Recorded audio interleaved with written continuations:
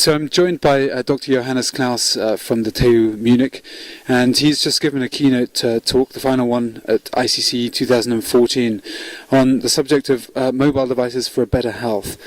And in this he talked to some extent about the fact that devices are becoming smarter, but also brought up the point that human factors are important too. Yeah, I think the human factor is one of the most important things. I think most important is to motivate the people to use these devices. I don't think that only because we have the technology the people are using these devices. I think we have to put a strong motivation on these people, especially on people that suffer from obesity. They don't voluntarily use that devices to measure their weight, to measure their blood pressure all the day. I think that it's going to be quite complicated to motivate these people.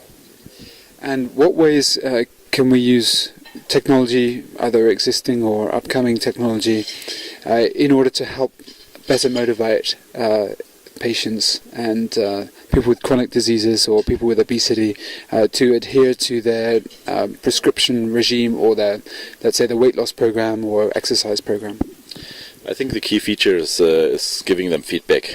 Just giving them feedback via their smartphone, for example, just to put them a better motivation, just to give them ideas, cook something different this time on, just purchase your stuff on foot, don't drive car so much. Just give them some ideas, not to be too ambitious, but just walk like 1,000 steps more. 1,000 steps are not too much, but just to give them just small hints how to improve their life. That's going to work, and that's going to work much better with electronic devices than just once a year from the doctor.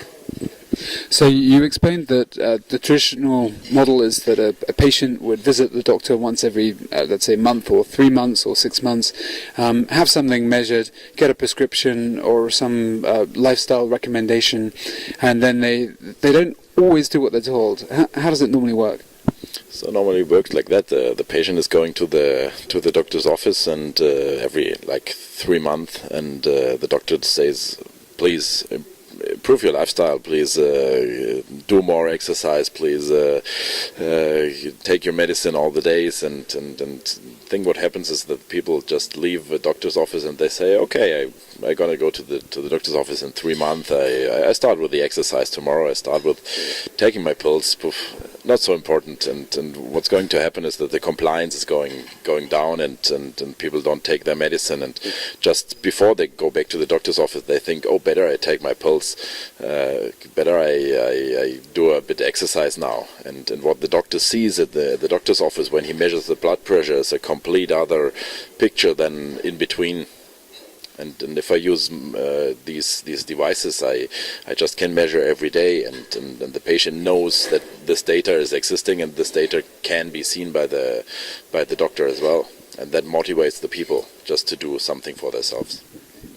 Could you give us an example or two of medical devices that have some element of feedback built into them, that either for adults or children, that can help them to either adhere to a program or to provide data to their caregiver that would help them?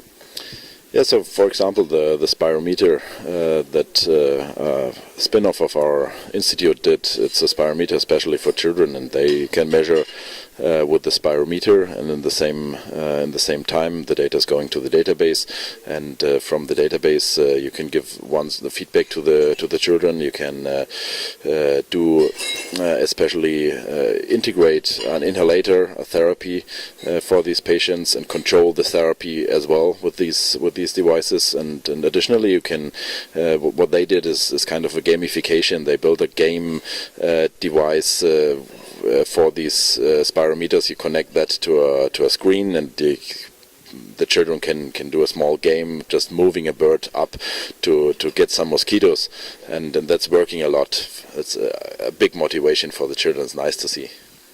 So simple but effective. So it just remains for me to thank Dr. Johannes Clauss. Thank you for coming to ICC and sharing your insights. Thank you very much for the invitation. It was a pleasure for me.